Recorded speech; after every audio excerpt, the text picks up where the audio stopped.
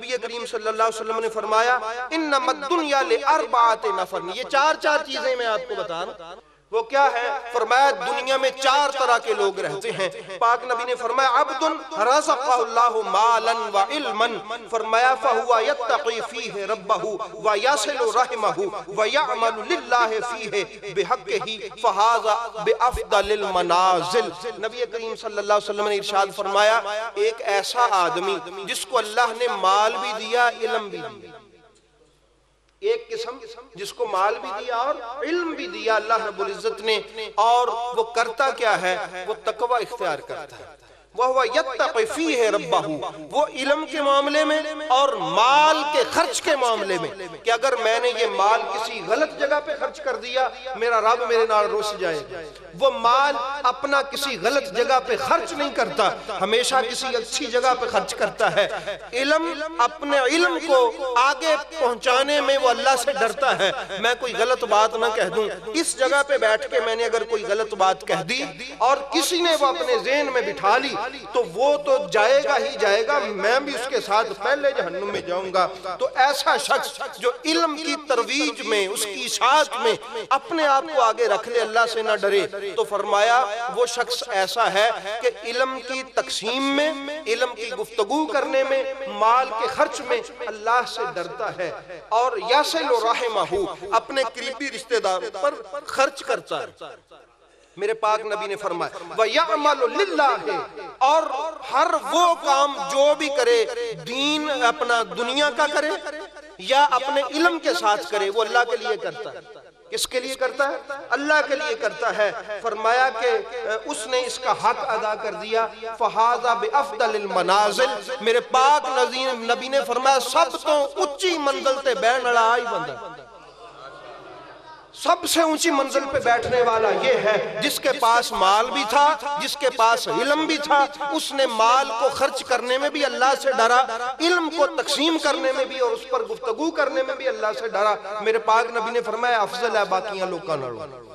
اور دوسرا شخص کون ہے؟ میرے نبی کریم صلی اللہ علیہ وسلم نے فرمایا عبد رزقہ اللہ علما ولم یرزقہ مالا، فرمایا ایک ایسا شخص ہے اس کو اللہ نے علم تو دیا لیکن مال نہیں دیا، فَهُوَ صَادِقُ النِّيَّةِ، لیکن اس کی نیت اچھی، اس کے پاس علم ہے مال نہیں ہے لیکن اس کی نیت کیا ہے؟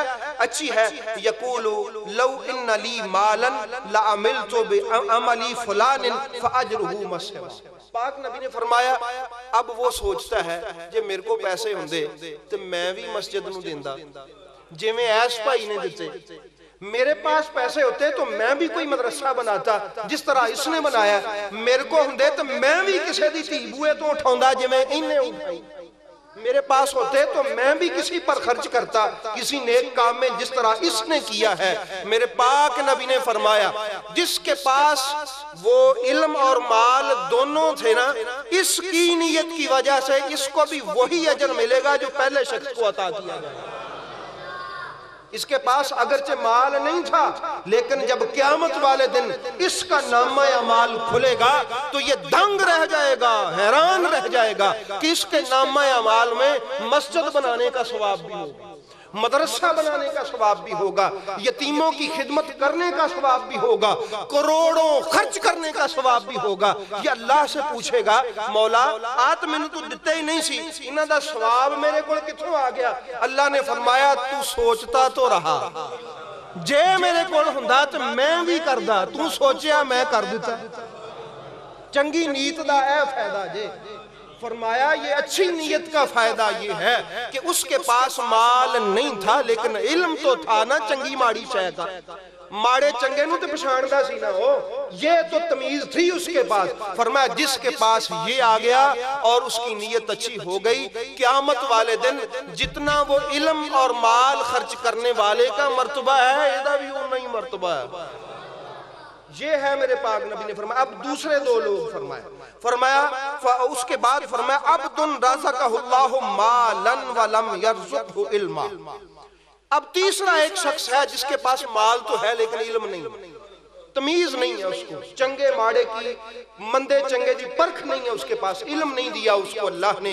فَهُوَ يَتَخَبَّطُ فِي مَالِهِ بِغَيْرِ عِلْمٍ، فرمایا کہ لا يَتَّقِي فِيهِ رَبَّهُ وَلَا يَصِلُ رَحِمَهُ، فرمایا کہ اس کو اب اللہ نے علم تو دیا ہی نہیں تھا، اکیلا مال دیا، اب علم نہ ہونے کی وجہ سے وہ اپنا مال غلط جگہ پہ خرچ کر رہا ہے.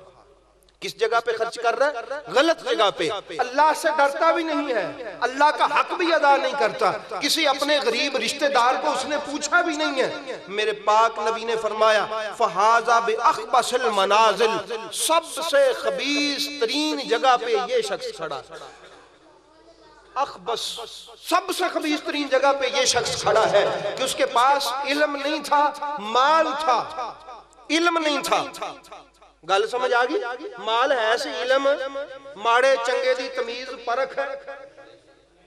اب کسی کو ماڑے چنگے کی پرکھ ہو تو اس پہ اللہ کا شکر بھی ادا کیا کرو. سرکار نے فرمایا وہ برا ترین آدمی ہے جس میں یہ مال اس کے پاس تھا، بغیر علم کے غلط جگہ پہ خرچ کرتا رہا، قریبی رشتہ داروں کو بھی نہیں پوچھا، کسی یتیم مسکین کا بھی نہیں پوچھا، اللہ سے بھی نہیں ڈرا، خرچ کرتا رہا، کنجراں تے ڈاؤندا رہا، شراب پیندا رہا.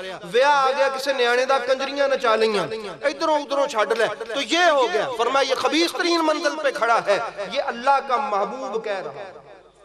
یہ کون کہہ رہا ہے؟ اب چوتھا آدمی اللہ پاک کے محبوب نے فرمایا وَعَبْدٌ لَمْ يَرْزُقْهُ مَالًا وَلَا عِلْمًا، کہ ایک ایسا آدمی جد کو نہ مال تھا نہ علم. اس کی بھی وہی مثال ہے. اب وہ یہ سوچتا ہے کہ میرے کو مال ہوندہ تو میں بھی کنجریاں نہ چاہوں دا، جی میرے کو پیسے ہوندے تو میں بھی خسرے لے ہوندہ، میرے کو پیسے ہوندے تو میں تھیٹر تے جاندہ، میرے کو پیسے ہوندے تو شراب لے ہوندہ، یار بیلی ساتھ دے کٹھے بہ کے پورا محفل لے ہوندے. پاک نبی نے فرمایا اب قیامت والے دن جب اس کے پاس نہ مال تھا، نہ شراب خریدنے کے پیسے تھے، نہ کنجر نچوڑنے دے پیسے سن، کچھ نہیں تھا اس کے پاس، نہ اس نے کیا، لیکن جب نامہ اعمال کھلے گا تو اس کے نامہ اعمال میں درج ہوگا انہیں کنجر بھی نچائے، انہیں شراباں بھی پیچیاں، اس نے یہ بھی کیا، اس نے وہ بھی کیا.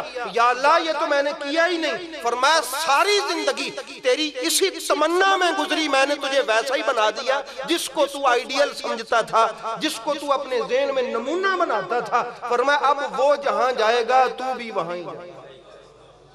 اور سمجھ آگئی اب آج کی یہ میرے نبی نے موتی روڑے ہیں خدا کی قسم، اور اتنی قیمتی باتیں ہیں کہ ان کو آپ میں ہم سونے کے قلم سے چاندی کی کاپی پہ لکھیں تو پھر بھی اس کے حق ادا نہیں ہو سکتے.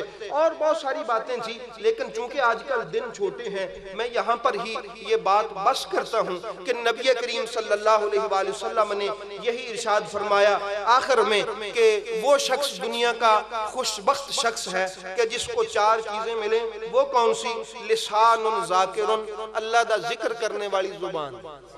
یہ میری آخری بات ہے، آپ یہ سن لیں کہ دنیا کا خوش بخت صحابہ کسی نے انسان دیکھنا ہو تو اس میں اگر چار چیزیں پائی جائیں تو آپ سمجھ لیں کہ وہ دنیا کا خوش بخت انسان. آخرت کا اور دنیا کا لسان ذاکر، قلب شاکر.